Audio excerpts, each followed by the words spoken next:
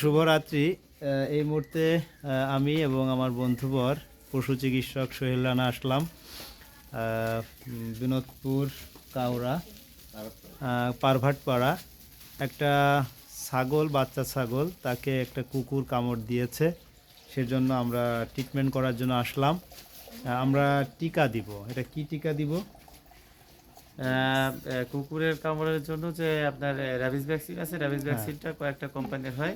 তার ভিতরে আপনার রফিক মেডিসিন, তারপরে আছে আমাদের দেশীয় একটা কোম্পানি, স্কোর কোম্পানি। আমি সেই স্কোর কোম্পানির যে র্যাবিস ভ্যাকসিনটা আছে আমি সেটা ব্যবহার করবো। আপনারা দেখতে পারেন এই যে এটা আমরা 3টা ডোজ দেবো।